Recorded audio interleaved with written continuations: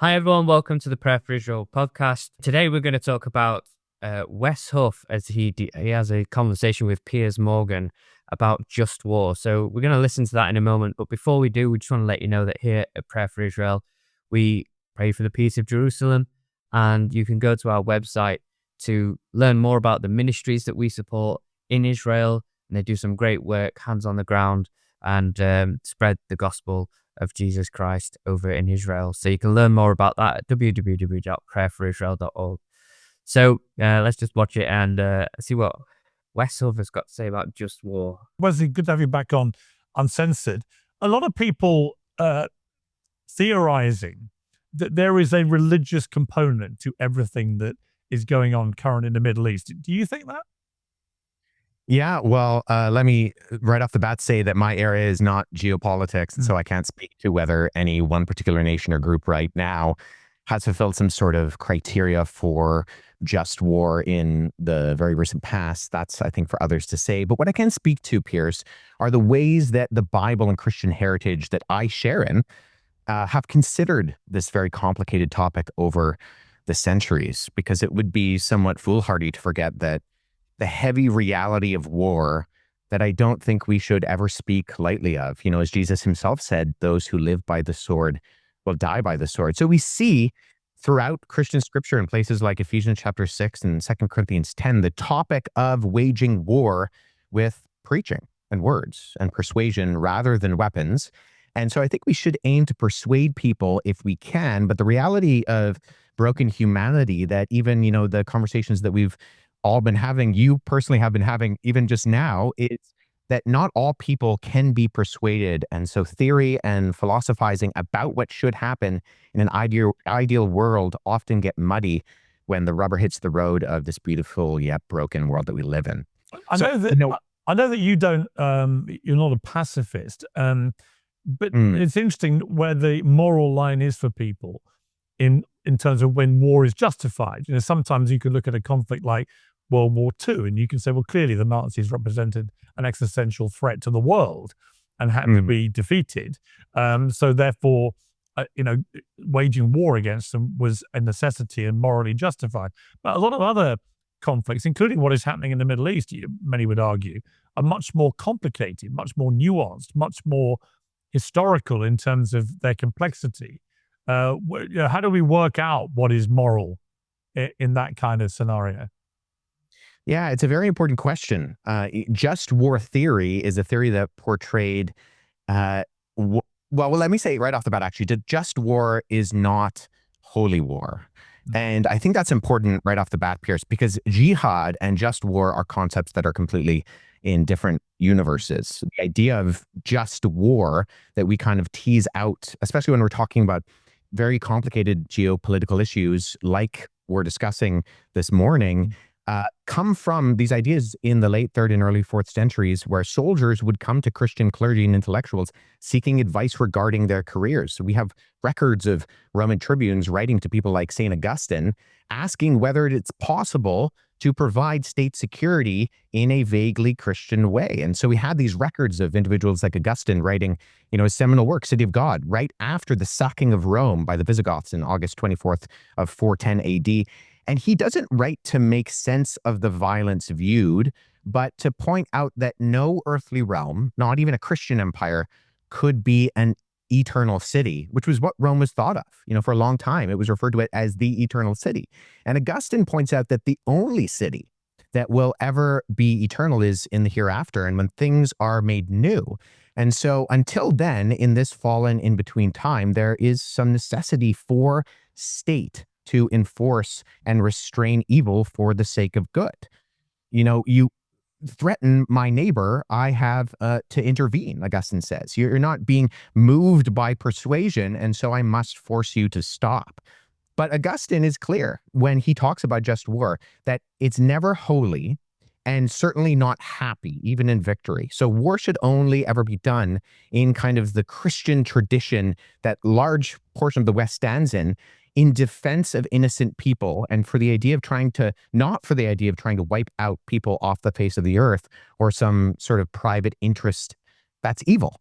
And that victories celebration should even come with tears or remorse. Stop there. Really interesting.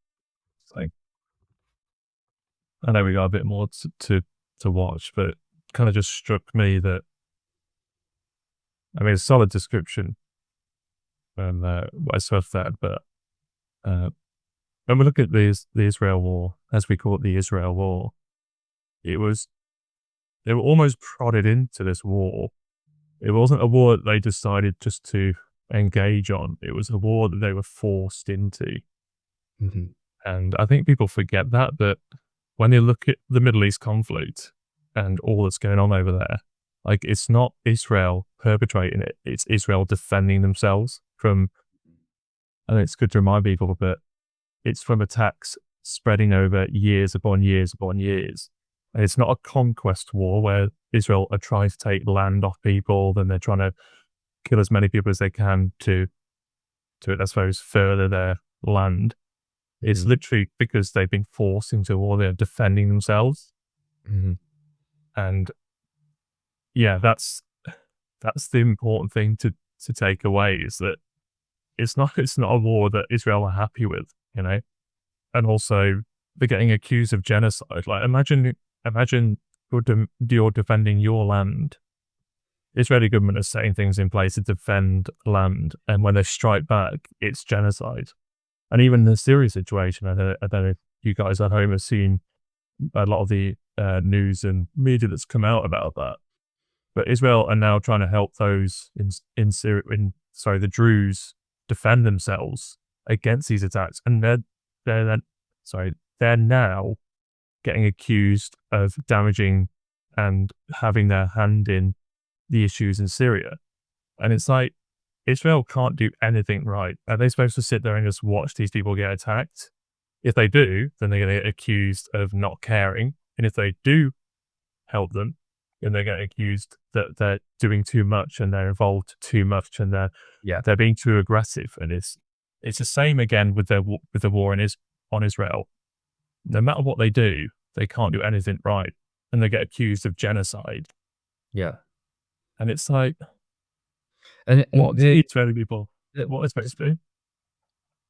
The interesting thing is, as well, is that there's that concept of I heard it first a few years back. It might have been someone like Dennis Prager that mentioned it, but it was the concept of left wing v right wing people, and he used to say a lot of the people on the left tend to accuse you of what they're actually doing themselves, and there's a lot of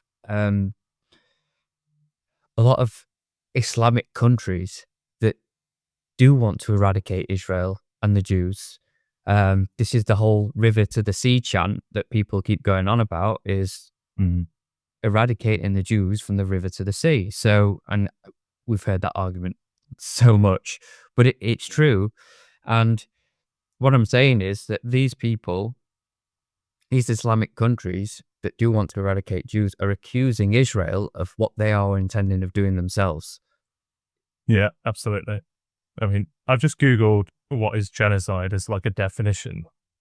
It says, any of the following acts committed with intent to destroy in whole or in part a national, ethnical, racial or religious group as such. So when you say river to the sea, like what they're chanting, isn't that exactly what they want? Isn't that what they want, the genocide of the Jewish people? Yeah, so it fits perfectly into the description.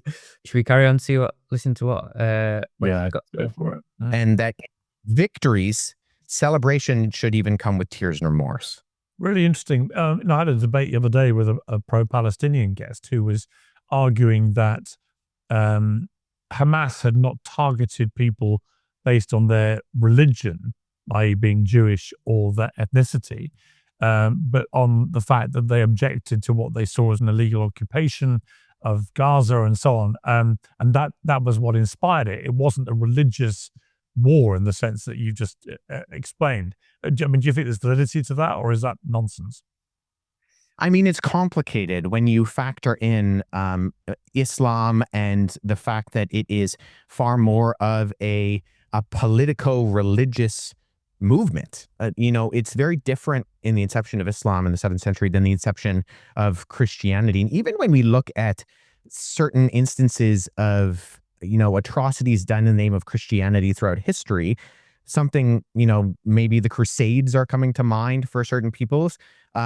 The Christian worldview makes the atrocities within the Crusades problematic. So what do you call the Crusades conducted under the banner of Muhammad? Well, you call it business as usual. He was a warlord, and so to fight in his legacy is expected, but to do so under the banner of the cross should seem ironic because Christ died for his enemies. And Christianity makes sense of our justifiably cringe, mentality when we see some of these problematic situations throughout history where people are trying to invoke Christianity or religion in those ways. But it is complicated. These are multivalent issues that encompass, all sorts of factors. Fascinating. Wesley Huff, great to have you back. Thank you very much. So what do you think about Wes Huff's response there? You didn't, the question was quite easily answered, wasn't it? Yeah. I mean, yeah, I don't think it is as complicated as that. I think there's some people that some people would suggest that it's a territorial dispute, but even then it's still that doesn't justify going in and just slaughtering loads of civilians on October the 7th. So that's not nuanced. That's just pure evil. If your opinion is that it's just over land, now I think it actually gets a lot more in depth when you are talking about spiritual matters, because Israel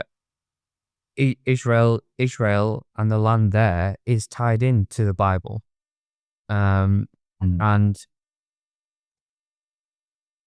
it's an important part of the Judeo-Christian culture that we have. So it's I think to say it's just complicated and really bypass the question isn't that great from Wes Huff. Although I do like Wes Huff in general. Yeah, I know. I'm just a bit disappointed that you couldn't just call it a spade and just say, it's evil. Like, why are we now scared to call these acts, these terrorist groups, by the way, evil? Like, why are we holding back on this sort of stuff? Like, again, contrast this to the UK.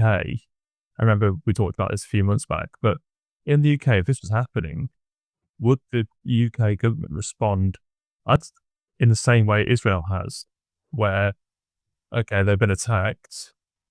Would they be sending leaflets out to their enemies to let them know that things are happening in this area? Civilians need to move away.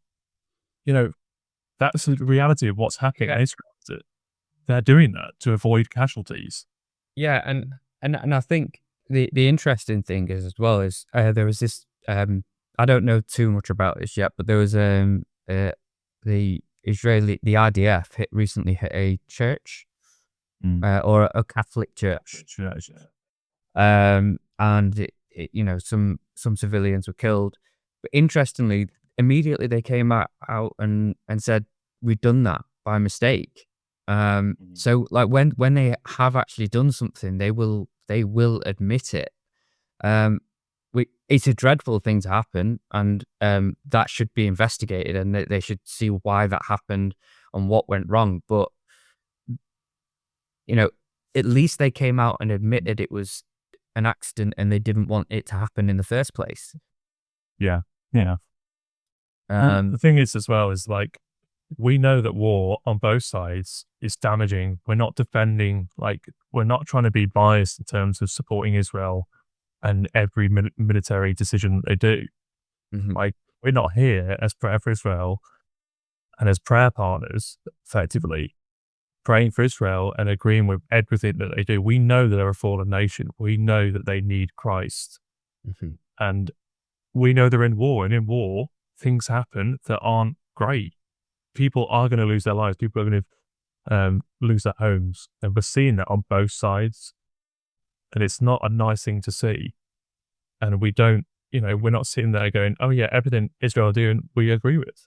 But what we are saying is that we are supporting Israel because we are told to in the Bible to support Israel in prayer, in whatever way we can to support people in the nation of Israel. Yeah, well, I suppose that it does go back to what Wes Huff was saying. I mean, the war's going on, and we've got to take that for what it is. And nations are attacking Israel, even from its establishment in 1948. There was wars straight away. They're being attacked, and miraculously they won that. And I don't think that's just because of their military might, because they didn't have any then. I think that was down to God. But the reality is that we've got to live in the world that we're actually living in. Pray and pray for those nations. Pray for your enemies. Pray for the peace of Jerusalem. It encompasses a lot of things, and I think interestingly, I've got to admit, I really don't like Piers Morgan. I think he calls himself a Christian. Screwed. Just saying things that well, I've heard him say it every now and then, but I think he said it to Jordan Peterson once when he was grilling him for not having an answer, which the conversation was hilarious. But the point is, I think we as Christians we do have to look at this spiritually. I tell you, looking at this spiritually is Islam. The Islamic nations are looking at this spiritually, and there might be the few like was just discussed with Piers Morgan and Wes Huff. Then, there might be a few. Oh, it's just geopolitical, and no, actually, there is a massive spiritual warfare going on, and if we ignore that as Christians, we're not in the fight of the spiritual war.